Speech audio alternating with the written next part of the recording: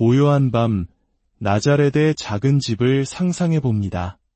그곳에는 인류의 역사를 바꿀 성가정이 살고 있었습니다.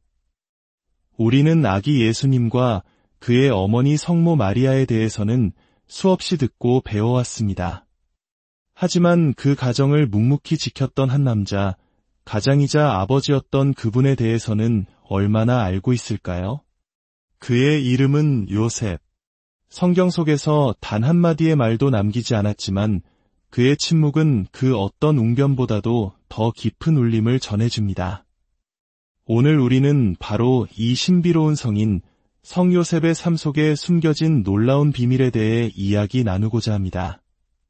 가톨릭 교회의 정통 가르침에 속하면서도 대부분의 신자들에게는 잘 알려지지 않았던 이야기입니다. 본격적인 이야기에 앞서 이 이야기가 여러분의 마음에 깊은 감동과 은총을 가져다 준다면 좋아요와 구독으로 그 은혜를 함께 나누어 주시길 청합니다. 여러분의 작은 손길이 더 많은 이들에게 하느님의 사랑을 전하는 길이 될 것입니다. 여러분의 하루에 주님의 축복이 가득하기를 기도합니다. 자, 그럼 이제 성 요셉이 누구였으며 하느님께서 그에게 맡기신 사명은 무엇이었는지 그 신비로운 여정을 함께 떠나보겠습니다. 우리가 가장 먼저 기억해야 할 것은 모든 성인들 가운데 성 요셉이 차지하는 위치입니다. 물론 예수 그리스도께서는 성덕 그 자체이시며 하느님이시기에 순위를 논하는 대상이 아니십니다. 그분을 제외하고 인류 역사상 가장 위대한 성인을 꼽자면 첫 번째는 단연 성모 마리아이십니다. 그리고 바로 그 다음 두 번째 자리에 성 요셉이 있습니다. 그는 세상에서 두 번째로 중요한 성인입니다. 이것이 바로 우리가 그를 깊이 이해해야 하는 이유입니다. 교회는 지난 수천 년 동안 하느님의 어머니이신 마리아가 어떤 분이신지에 대해 수많은 연구와 묵상을 통해 그 신비를 발전시켜 왔습니다. 하지만 그 과정에서 성 요셉은 마치 잊혀진 인물처럼 신심 깊은 연구의 뒷전으로 밀려나 있었던 것이 사실입니다. 그러나 그의 중요성은 결코 작지 않습니다. 특히 오늘날 우리 사회가 겪고 있는 아버지상의 위기, 남성성의 혼란, 그리고 가정의 가장이라는 역할이 심각하게 평가절하되는 시대 속에서 성 요셉의 모습은 더욱 큰 빛을 발합니다. 그는 흔들리는 세상 속에서 우리가 다시 발견해야 할 진정한 아버지의 표상입니다.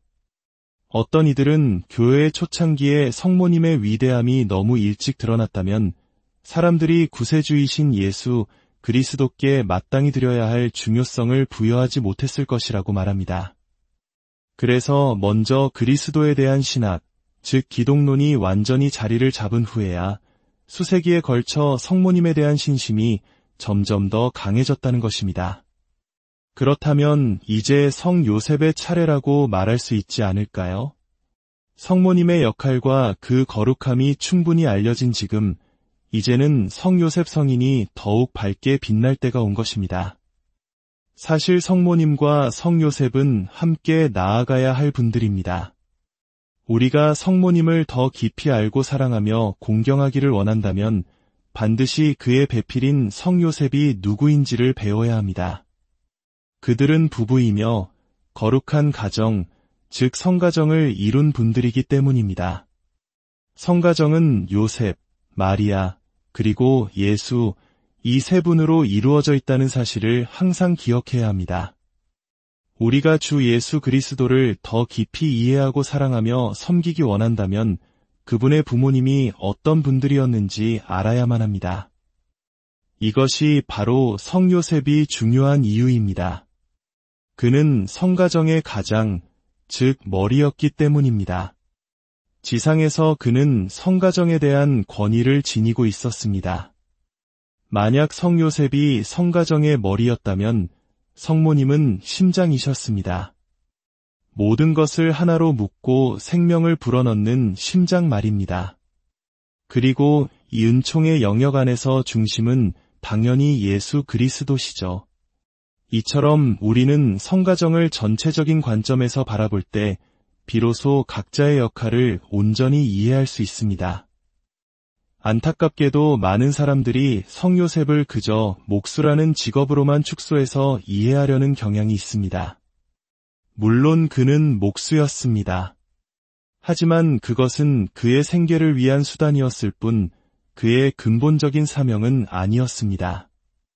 이는 마치 위대한 사도 바오로를 그저 천막 만드는 사람이라고 부르는 것과 같습니다.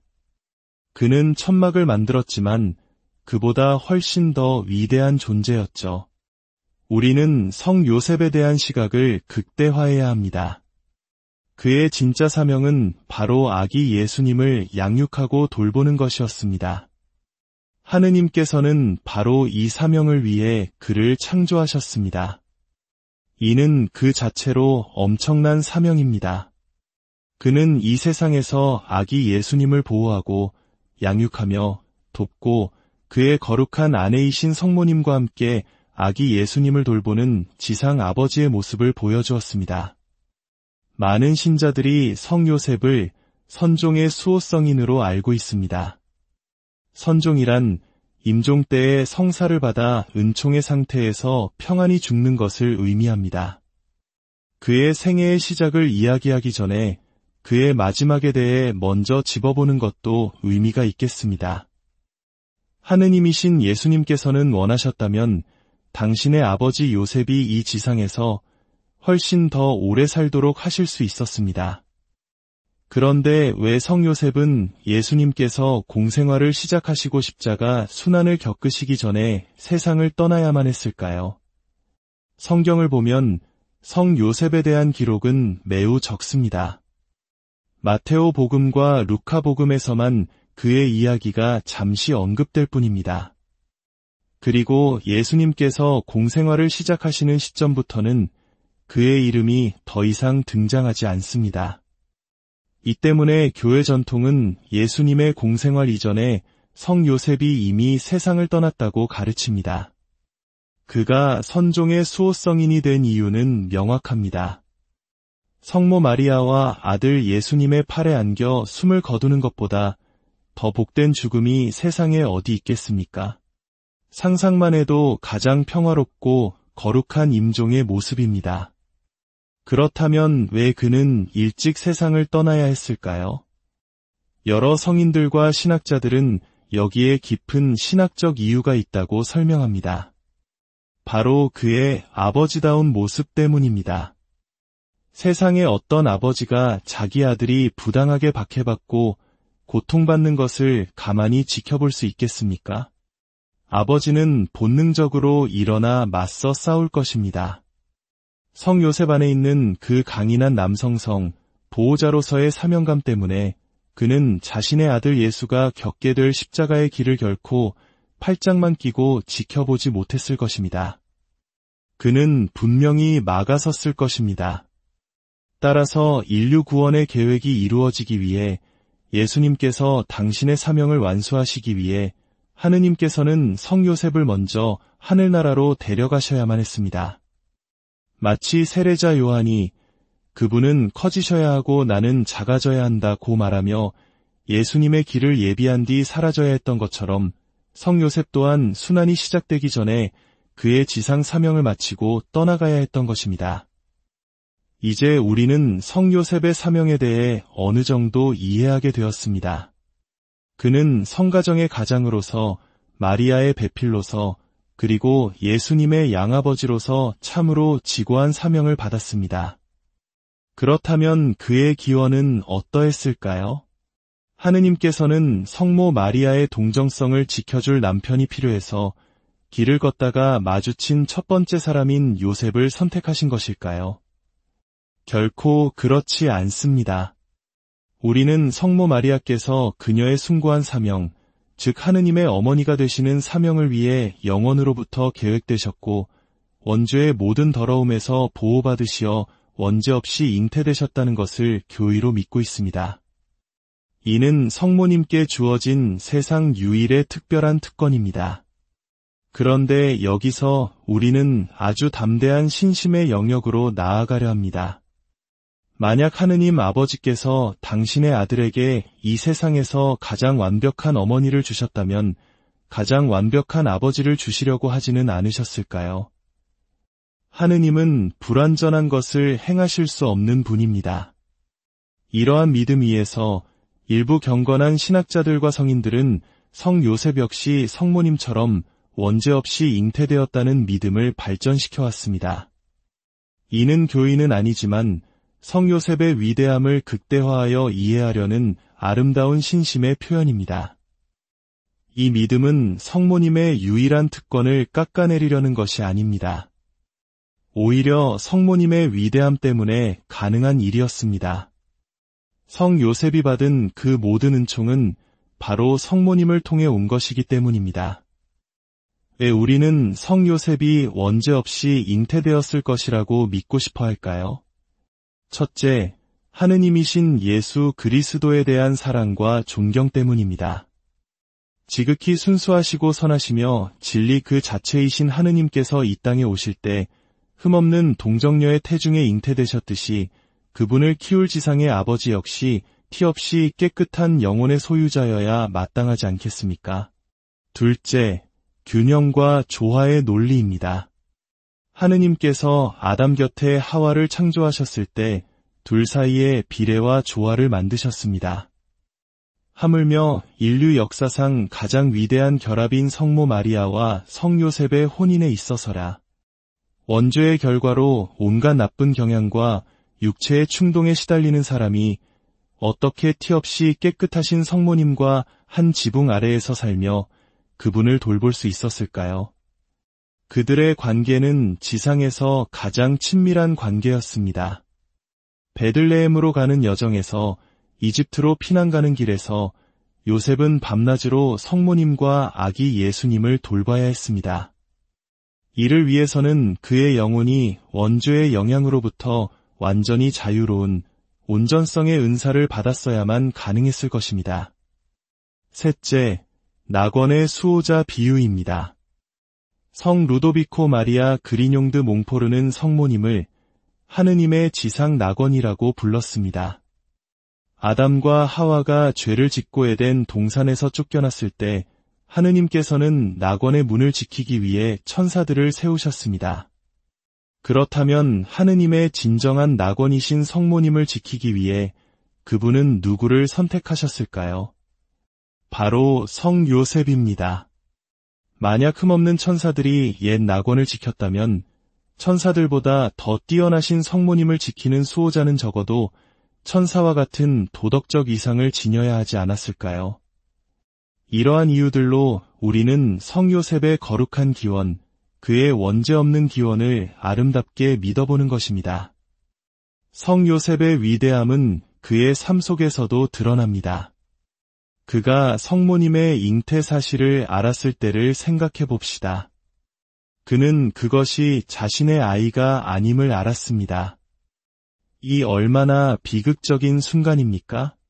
하지만 성경은 그가 의로운 사람이었기에 마리아의 일을 세상에 드러내지 않고 가만히 파혼하기로 마음먹었다고 전합니다.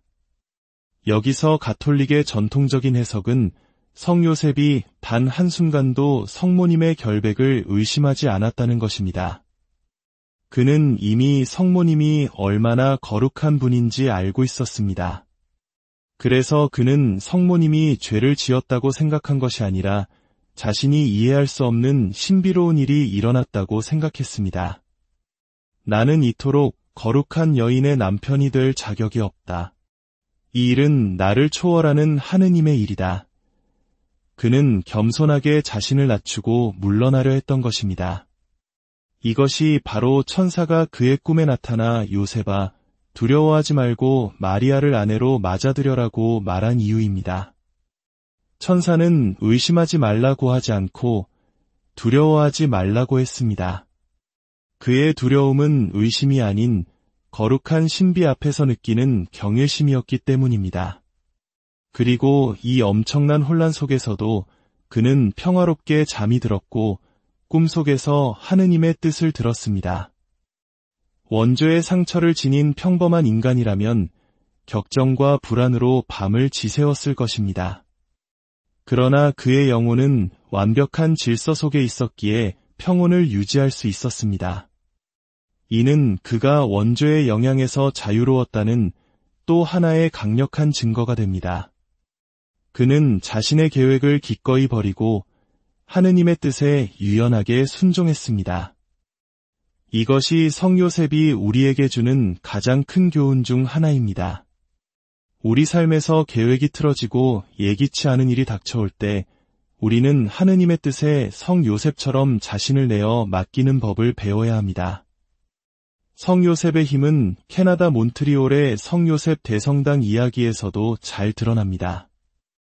이 성당은 기적을 행하는 성인으로 유명했던 성안들의 베세 수사님의 헌신으로 지어졌습니다.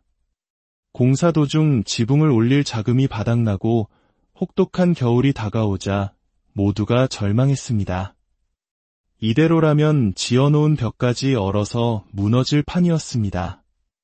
그때 안드레 수사님은 사람들에게 성요셉 성상을 공사장 한가운데에 모셔두라고 말했습니다.